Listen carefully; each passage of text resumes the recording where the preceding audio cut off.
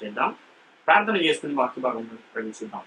పరలోకమందున్న మా తండ్రి, నీకు స్తుతులు స్తోత్రములు తండ్రి. ఇదిగో తండ్రి, పరిశుద్ధ గ్రంథం నుండి మేము మరొక అంశంను పరిశీలించి ఉండగా ఆత్మ సంబంధమైన సంగతులతోనే సరిపోల్చుకుని సర్వసత్యములు తండ్రి ఉన్నదిన్నట్టుగా గ్రహించి వాక్యానుసారంగా భూమి మీద మేము జీవించుటకు మాకు తండ్రి సహాయం దయచేయమని వేడుకుంటున్నాం. ఇదిగో తండ్రి, ఇంకా అనేకమైన తండ్రి విషయాలను మేము తెలుసుకుని వాటిని అనుసరించే కృపాభాగ్యము దయచేయమని, అదేవిధంగా మీ యొక్క కాపుదలలో మమ్మల్ని అందరినీ భద్రపరచమని మా ప్రభువును రక్షకుడును అయిన యేసుక్రీస్తు వారి అతి శ్రేష్టమైన నామంలో అడిగి స్తుతించి వేడుకుంటున్నాము తండ్రి.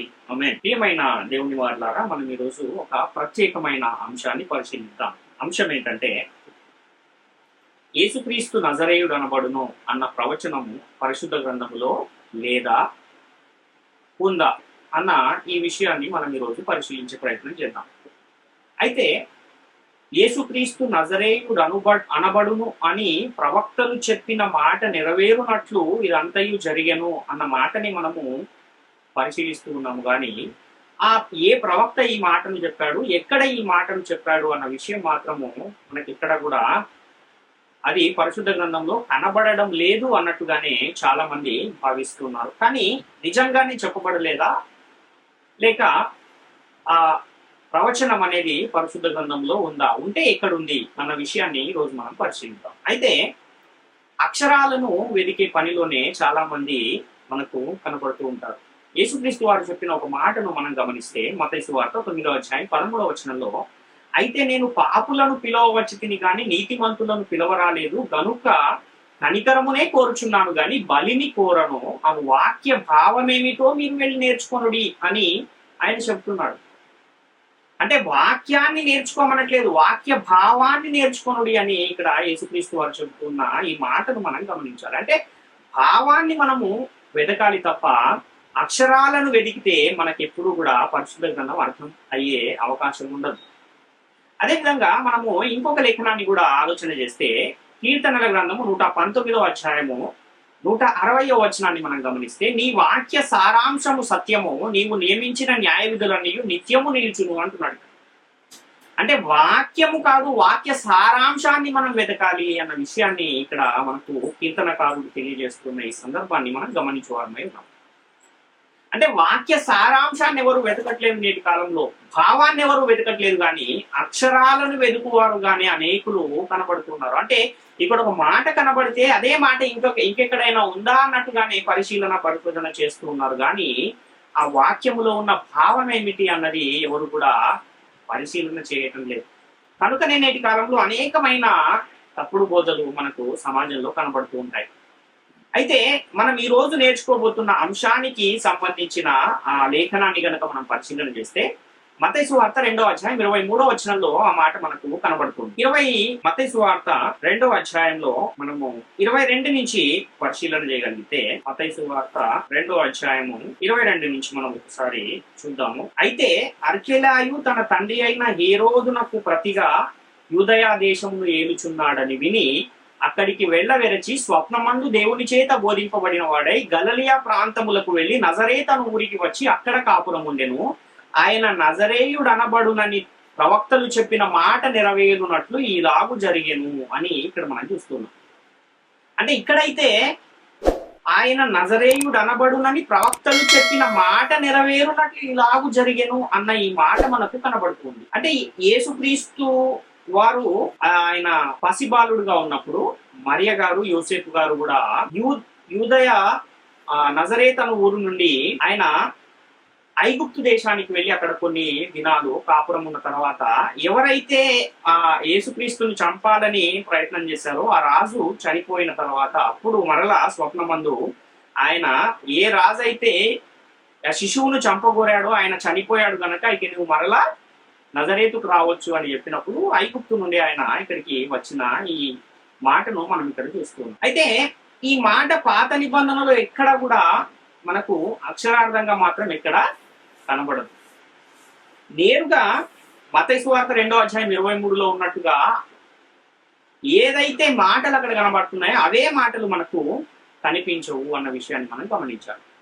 ఉదాహరణకి అనేకమైన కొన్ని ప్రవచనాలు మనకు కనబడతాయి. యెషయా గ్రంథము 7వ అధ్యాయం 14వ వచనంలో, కన్యక గర్భవతి అయి కుమారుని కనును, ఆయనకు ఇమ్మానుయేల్ అని పేరు పెట్టుదు అనే మాట మనకి మత్తయి సువార్త 1:21 అక్కడ ఎలాగైతే ఉందో అదే విధంగా ఇక్కడ మనకు కనబడుతుంది. దేవదూత ద్వారా మరియతో చెప్పిన మాట. అయితే ఈ మాటను కనుక మనం పరిశీలన చేస్తే మనకి ఈ మాట ఎక్కడా కూడా ఉన్నట్టుగా మాత్రము కనబడదు. అయితే ఈ లేఖనము తప్ప లేక దేవుడన్న ఈ మాట జరగలేదా అని మనం ఆలోచన చేయగలిగితే ఇక్కడ 23వ వచనంలో ప్రవక్తలు చెప్పిన మాట నెరవేరునట్లు ఇలాగు జరిగేను అంటున్నాడంటే ప్రవక్తలు చెప్పారు అన్న విషయం మనకు అర్థమవుతుంది. మరి ఎక్కడ చెప్పారు ఏంటి అన్న విషయాన్ని మనం ఈరోజు పరిశీలించే ప్రయత్నం చేద్దాం. అయితే నజరేత్ అనే ప్రాంతము ఎక్కడుంది అని మనం ఆలోచిస్తే అది గలిలయ దేశంలో ఉంది అని మనకు అనేకమైన లేఖనాధారాలు కనబడతాయి. అయితే ఈ గలిలయ మరియు నజరేతును గూర్చి పూర్వము జరిగిన కొన్ని పరిస్థితులను కూడా మనం గమనించగలిగితే యోహాను సువార్త 1:45-46 వచనాలు మనం చూస్తే ఫిలిప్పు నతనీయేలును కనుగొని ధర్మశాస్త్రములో మోషేయు ప్రవక్తలు ఎవరిని గూర్చి వ్రాసిరో ఆయనను కనుగొంటిమి, ఆయన యోసేపు కుమారుడైన నజరేయుడగు యేసు అని అతనితో చెప్పాను. అందుకు నతనీయేలు నజరేతులో నుండి మంచిదేదైనా రాగలదా అని అతన్ని అడగగా వచ్చి చూడుమని ఫిలిప్పు అతనితో అనేను అని ఇక్కడ చూస్తున్నాం. అంటే ప్రవక్తలను ధర్మశాస్త్రములను ఎవరిని కూర్చైతే రాశారో ఆయనను మేము కనుగొన్నాము అని ఫిలిప్ వచ్చి నతనీయేలుతో చెప్పినప్పుడు నజరేతు నుండి మంచిదేదైనా రాగలదా అన్న ప్రశ్నను ఇక్కడ నతనీయేలు గారు వేస్తూ ఉన్న ఒక సందర్భాన్ని మనం చూస్తున్నాం. అంటే నజరేతుకు గాని గలిలయ దేశానికి గాని మంచి పేరు అనేది లేదు అన్నట్టుగా మనకి ఇక్కడ అర్థమవుతుంది. యోహాను సువార్త 7:41-42 వచనాన్ని కూడా మనం చూస్తే మరికొందరు ఈయన క్రీస్తే అనిరి, మరికొందరు ఏమీ క్రీస్తు గలిలయలో నుండి వచ్చునా, క్రీస్తు దావీదు సంతానములో పుట్టి దావీదు ఉండిన బెత్లెహేమును గ్రామములో నుండి వచ్చునని లేఖనము చెప్పుట లేదా అనిరి. అంటే క్రీస్తు వస్తే ఎక్కడి నుంచి రావాలి? గలిలయలో నుండి వస్తాడా? ఏమైనా వస్తే ఆయన బెత్లెహేములో నుండి రావాలి కదా, లేఖనం కూడా ఉంది కదా అని కొంతమంది చెప్తున్న ఒక సందర్భాన్ని కూడా మనం ఇక్కడ చూస్తున్నాం. అంటే ఈ గలిలయ దేశానికి లేదా నజరేతుకు ఆ చుట్టుపక్కల ఉన్న కొన్ని ప్రాంతాలకు ఏదో పూర్వకాలంలో జరిగిన కొంత ఏదో కనబడుతూ ఉంది. ఏం జరిగింది పూర్వకాలంలో అన్న విషయాన్ని మనము తెలుసుకోగలిగితే ఎందుకని ఆ విధంగా వ్రాయబడింది అన్న విషయం మనకు అర్థమయ్యే అవకాశం ఉంది. అయితే క్రీస్తు గలిలయ నుండి వచ్చునా అంటున్నారంటే గలిలయ దేశానికి ఏదో చరిత్ర ఉండే ఉంటుంది. కాబట్టి గలిలయలో ఏ ప్రవక్త పుట్టడు అంటున్నారు అని అంటే ఆ ప్రాంతానికి ఏదో పూర్వంలో జరిగిన ఏదో చరిత్ర ఉంది అన్నట్టుగా మాత్రం మనకు అర్థమవుతుంది. లూకా సువార్త 23:5 వచనాలు కూడా మనం చూస్తే అయితే వారు ఇతడు గలిలయ దేశము మొదలుకుని ఇంతవరకును యూదయ దేశం అంతటా ఉపదేశించుచు ప్రజలను రేపుచున్నాడని మరింత పట్టుదలగా చెప్పిరి. పిలాతు ఈ మాట విని ఈ మనుష్యుడు గలిలయుడా అని అడిగి అని ఇక్కడ మనం చూస్తున్నాం. అంటే యేసుక్రీస్తు వారిని గురించి అక్కడ ఉన్న మనుషులు ఈయన యూదయ దేశం అంతటా ఉపదేశించుచు మనుషులను రేపుతున్నాడు అనగానే పిలాతు ఏమంటున్నాడు? ఈయన గలిలయుడా అని అడుగుతున్నాడు. అంటే యేసుక్రీస్తు వారిని సిలువ వేసే ఆ సందర్భంలో వ్రాయబడిన ఈ మాట. అంటే గలిలయ అనే ప్రాంతానికే ఏదో ఒక చెడ్డ పేరు ఉంది అన్నట్టుగా ఆ ప్రాంతం చెబితేనే ప్రశ్నార్థకంగా కొంతమంది దాన్ని ప్రశ్నించే విధంగా మనకు అనేక లేఖనాలు కనబడుతూ ఉన్నాయి. అదేవిధంగా లూకా సువార్త 13:1 కూడా మనం చూస్తే పిలాతు గలిలయులైన కొందరి రక్తము వారి బలులతో కలిపి ఉండేను, ఆ కాలమున అక్కడ ఉన్న కొందరు ఆ సంగతి యేసుతో చెప్పగా అని ఇక్కడ మనం చూస్తున్నాం. అంటే మోషేకు ధర్మశాస్త్రం ఇస్తున్నప్పుడు ఎవరినైనా ఒకవేళ పొరపాటున చంపితే లేక కక్ష లేకుండా అంటే వారి మీద కక్ష పెట్టుకోకుండా వారి మీద ద్వేషం అనేది లేకుండా ఒకవేళ పొరపాటున ఎవరినైనా చంపితే అలా చంపిన వారు వెళ్ళి ఉండడానికి కొన్ని ప్రాంతాలను మోషే కాలంలో నియమించడం అనేది జరిగింది. అయితే ఆ నియమించిన ఆ ప్రాంతాలని ఆ ప్రదేశాలను ఆ స్థలాలను ఏమని పిలిచేవారు అని మనం ఆలోచిస్తే వాటిని ఆశ్రయపురములు అన్న పేరు వాటికి ఉండేది.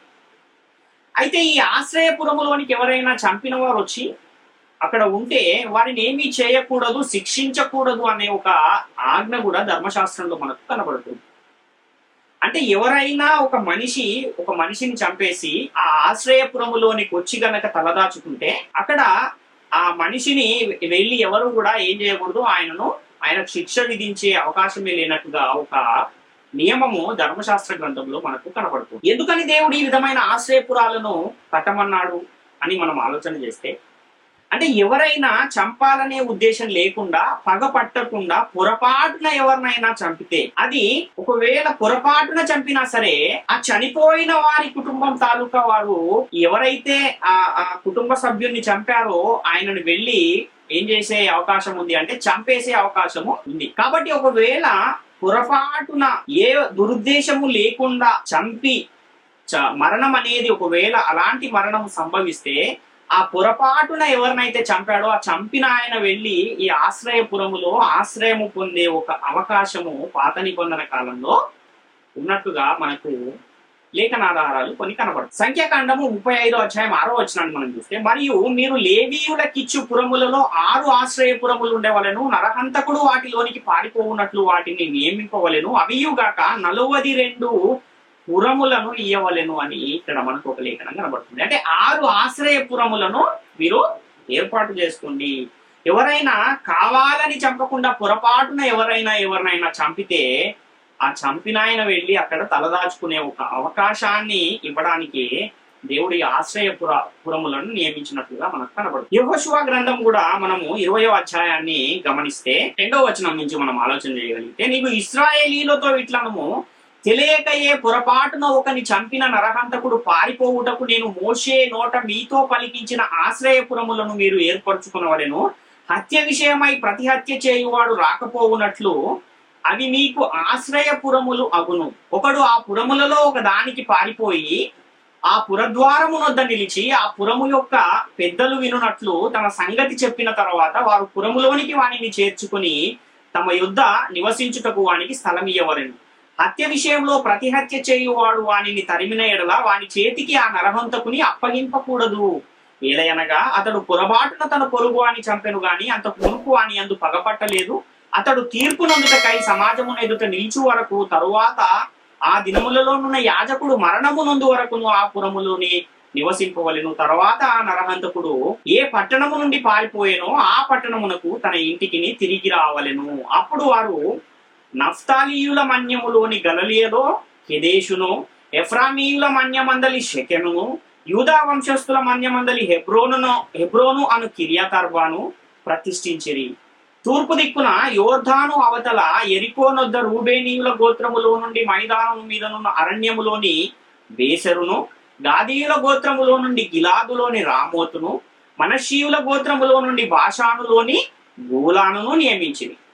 పొరపాటున ఒకని చంపినవాడు సమాజం ఎదుట నిలవక మునుపు అక్కడికి పారిపోయి హత్య విషయమై ప్రతి హత్య చేయువానికి చంపబడక ఉండునట్లు ఇశ్రాయేలీయులకందరికీ వారి మధ్య నివసించు పరదేశులకును నియమింపబడిన పురములు ఇవి అని ఇక్కడ మనం చూస్తున్నాం.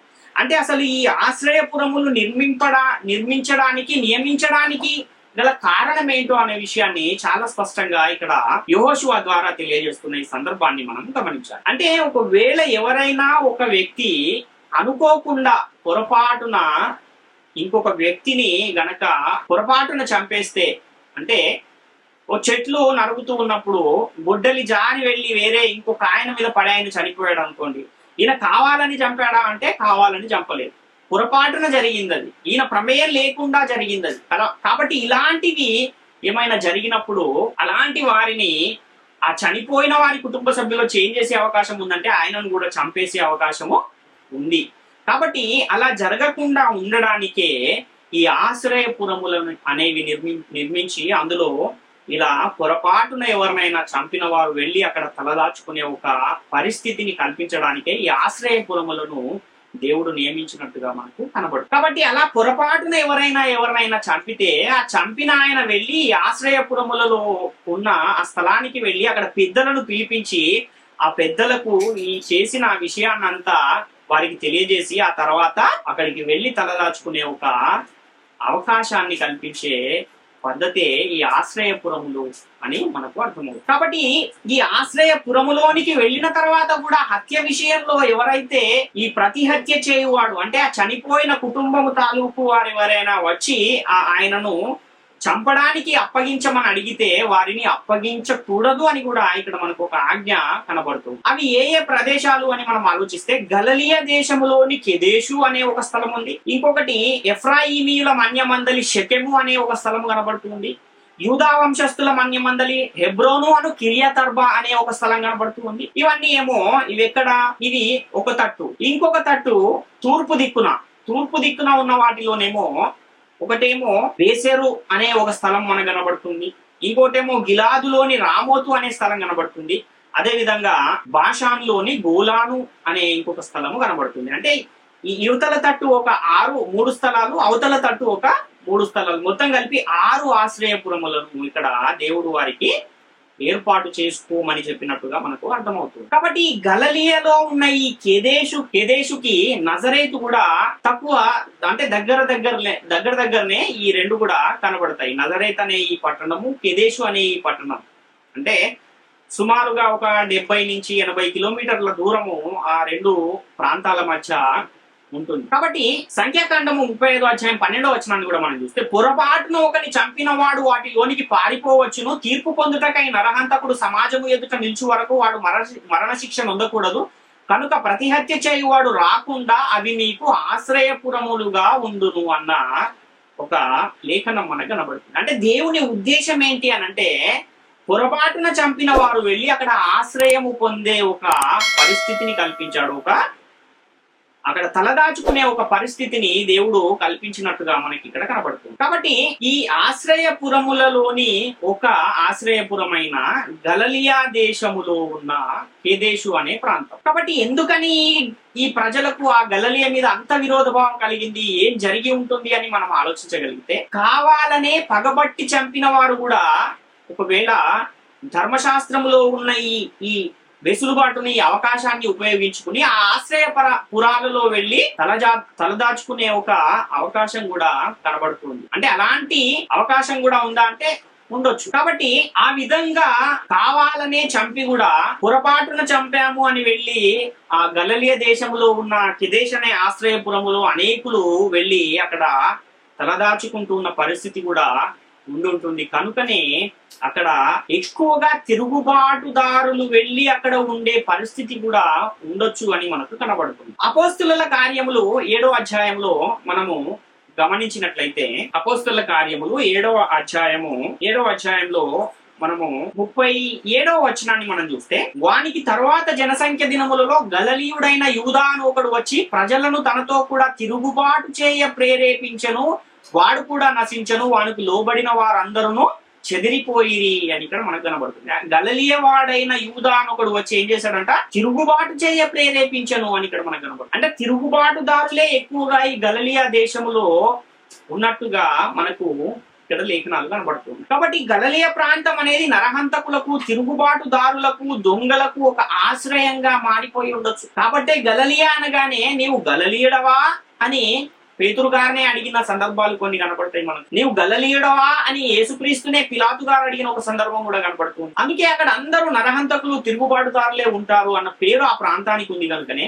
నజరేతు నుండి మంచిదేదైనా వచ్చునా అన్న మాటను కూడా ఇక్కడ నతనయేలు గారు ఫిలిప్పుతో చెబుతున్న ఆ సందర్భాన్ని కూడా మనం చూస్తుంది. కాబట్టి యేసుక్రీస్తు నజరేయుడనబడును అని పాత నిబంధనలో ప్రవచనం ఉంటే ఎక్కడుంది అని మనం ఆలోచన చేయగలిగితే, యేసుక్రీస్తు నజరేయుడు అనబడును అని ప్రత్యక్షంగా లేఖనం లేకపోయినా, నజరేత్ అనే ఆ ఊరికి వారిచ్చే నిర్వచనం ఏంటంటే, ఎక్కువగా అక్రమకారులు, తిరుగుబాటుదారులు, నరహంతకులు అక్కడ ఉంటారు అని వారి హృదయాలలో ముద్రించబడిపోయింది. కనుక ఆ తిరుగుబాటు చేసేవారు, అక్రమకారులు, ప్రజలను ప్రేరేపించేవారు నరహంతకులు అని ఎవరిని గూర్చి చెప్పినా వెంటనే వారు అడిగే ప్రశ్న ఏంటంటే, నీవు గలిలయుడవా అనే ప్రశ్న వారి మధ్యలో ఉత్పన్నమయ్యేంతగా పరిస్థితులు అక్కడ కనబడుతుంది. కాబట్టి ఇప్పుడు ఈ ప్రవచనము ఎక్కడ ఉంది, యేసుక్రీస్తు వారు నజరేయుడు అనబడును అన్న ఈ ప్రవచనం ఎక్కడుంది, ఏ ప్రవక్త ఆ మాటను చెప్పాడు అన్న ఆ విషయాన్ని కూడా మనం గమనించినట్లయితే, యెషయా గ్రంథము 53వ అధ్యాయము 12వ వచనాన్ని మనం ఒకసారి ఆలోచన చేయగలిగితే,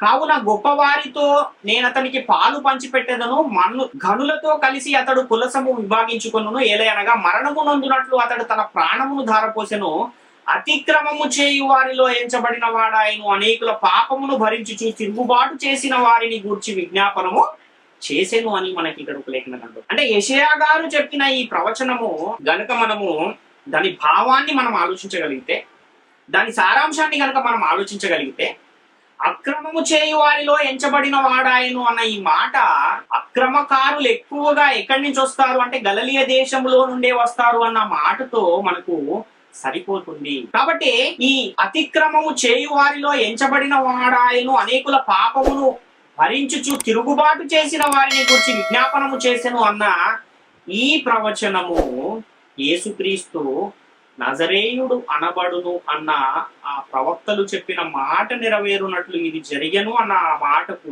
ఈ లేఖనం సరిగ్గా సరిపోతుంది అన్న విషయాన్ని మనం గమనించాలి. అంటే యెషయా గ్రంథములో చెప్పబడిన అక్రమకారులలో ఒకడుగా ఎంచబడ్డాడన్న ప్రవచనాన్ని బట్టి మత్తయి గారు యేసుక్రీస్తు నజరేయుడు అనబడును అని చెప్పాడు అనే విషయాన్ని కనుక మనం ఆలోచన చేయగలిగితే అది మనకు చాలా చక్కగా దాని భావము మనకు అర్థమవుతుంది అన్న విషయాన్ని గమనించాలి. అంతేకాకుండా లూకా సువార్త 22:36-38 వచనాలు కూడా మనం చూస్తే, అందుకు ఆయన ఇప్పుడైతే సంచి గలవాడు సంచియు జాలయు తీసుకుని పోవలెను, కత్తి లేనివాడు తన బట్ట నమ్మి కత్తి కొనుక్కునవలెను, ఆయన అక్రమకారులలో ఒకడుగా ఎంచబడెను అని వ్రాయబడిన మాట నాయందు నెరవేరవలసి ఉన్నది. ఏలయనగా నన్ను గూర్చిన సంగతి సమాప్తమవుచున్నదని మీతో చెప్పుచున్నాను. అంటే ఆయన అక్రమకారులలో ఒకడుగా ఎంచబడాలి అన్న మాట నెరవేరడానికే ఆయన కత్తి లేనివాడు తన బట్ట నమ్మి కత్తి కొనుక్కొనవలెను అన్న ఆ మాటను కూడా చెప్పవలసి వచ్చింది. కాబట్టి అక్రమకారులు తిరుగుబాటుదారులు ఉండే ఆ గలిలయ దేశములో కెదేషు అనే ఆ ఆశ్రయపురములో ఎక్కువగా వీళ్ళే అక్కడ ఉంటారు కనుక గలిలయలోని నజరేతు అనగానే యేసుక్రీస్తును కూడా అక్రమకారుడుగా ముద్ర వేసే ప్రయత్నము అక్కడ జరిగింది అన్న విషయాన్ని మనం గమనించాలి. మార్కు సువార్త 15:27-28 వచనాలు కూడా మనం చూస్తే, మరియు కుడివైపున ఒకనిని ఎడమ వైపున ఒకనిని ఇద్దరు బందిపోటు దొంగలను ఆయనతో కూడా సిలువ వేసిరి. అనేక ప్రాచీన ప్రతులలో అప్పుడు ఆయన అక్రమకారులలో ఒకడుగా ఎంచబడనని చెప్పు లేఖనము నెరవేరినది అని సమకూర్చబడి ఉన్నది అని మనం ఇక్కడ ఫుట్ నోట్ లో చూస్తాం. అంటే ఈ ఇద్దరు బందిపోటు దొంగలు ఆయనతో కూడా సిలువ వేయవలసిన అవసరం ఎందుకు వచ్చింది అని అంటే, ఆయన అక్రమకారులలో ఒకడుగా ఎంచబడాలి గనుక ఇద్దరు బందిపోటు దొంగల మధ్యలో ఆయనను సిలువ వేసిన ఒక సందర్భాన్ని మనం చూస్తున్నాం. దీన్ని కూడా మనం ఆలోచిస్తే, ఈ నజరేత్ అంటేనే, నజరేతు నుండి మంచిది ఏదైనా రాగలదా అంటున్నారంటేనే అక్రమకారులు అక్కడ ఎక్కువగా ఉంటారు అనే ఒక ఆలోచన వాళ్ళలో ఉంది కనుకనే ఉపదేశములు ప్రజలను ప్రేరేపించే ఉపదేశము చేయుచున్నాడు అని ఫిలాతు పలికిన ఆ మాటను కూడా మనము గమనించగలిగితే, వీటన్నింటినీ మనం ఆలోచన చేయగలిగితే, గలిలయుడు అంటున్నారు అని అంటే